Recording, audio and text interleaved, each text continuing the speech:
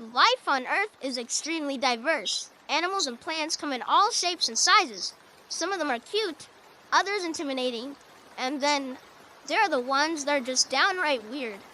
However, it's generally agreed that despite the presence of weird life nowadays, the farther you go back in Earth's history, the weirder life gets. And perhaps life never got as funky as it did during the Triassic period.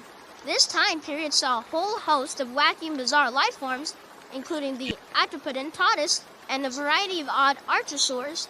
However, there was one family that really took weird to another level during this era, the Plagiosauridae. This was a family of primitive amphibians that underwent extremely unique changes that saw them essentially turn into flattened carnivorous pancakes. The first members of this family to appear was the Plagiosaurus, which evolved into existence some 251 million years ago, right after the end of the Permian. It inhabited what is present-day Australia and superficially resembled a salamander. Being the first member of the Plagiosaurs, it was the most tame when it came to its appearances. It was indeed still somewhat flat, but not proportionally so, as its body was quite narrow. This allowed it to be agile while swimming, but hunting and surviving was still difficult during this time, so in order to make life easier, the next plagiosaur to appear, known as the Plagioscutum, was broader and flatter in order to better camouflage. And this trend of becoming broader and flatter continued as each new plagiosaur emerged, with the family eventually reaching peak flatness with the final and most well-known plagiosaur, the Gerothorax. The Gerothorax emerged during the Middle Triassic and pushed flatness to a whole new level. It wasn't the first plagiosaur to be remarkably thin, as its preceding relative, the Megalophthalma, was also extremely flat. However, Gerothorax is by far the most well-known plagiosaur for being flat like a pancake, and has been paleontologists' main source of information when it comes to plagiosaurs.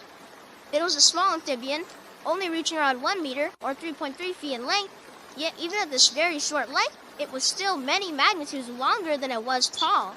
In fact, it was so flat that from the side it would be extremely easy to miss the creature, which is why it was so good at what it did, surprising unsuspecting prey.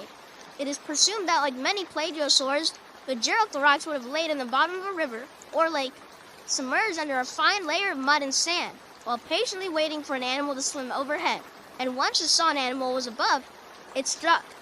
However, it was so flat that many paleontologists wondered how it could possibly see anything swimming over it. The answer to that is that, like most animals, it had eyes. However, unlike most animals, the eyes were situated on top of its broad head.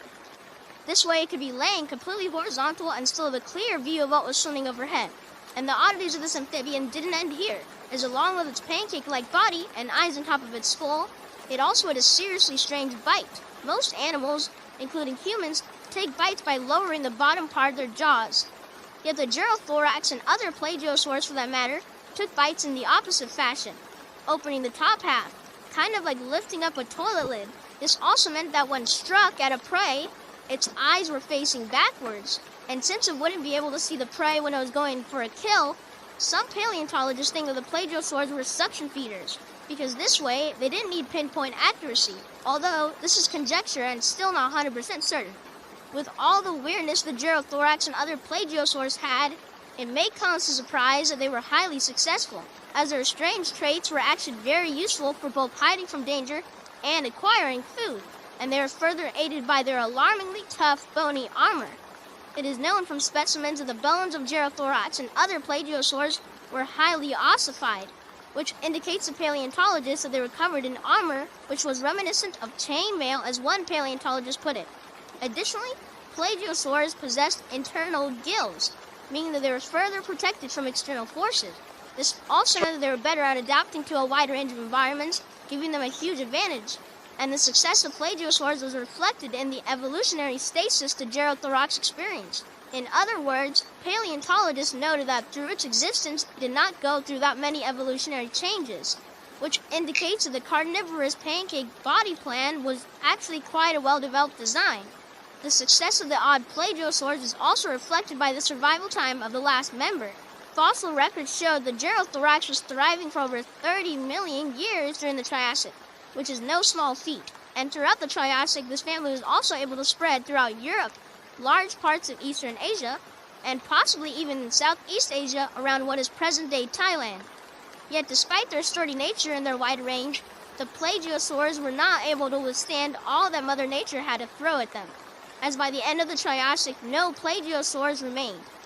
Since they seemed to go extinct as the Jurassic was being ushered in, paleontologists believe that they may have perished in the Triassic extinction event, an extinction event that is believed to have been caused by massive volcanic eruptions, which would have wreaked havoc on the climate, and eventually bringing down our favorite carnivorous pancaked amphibian.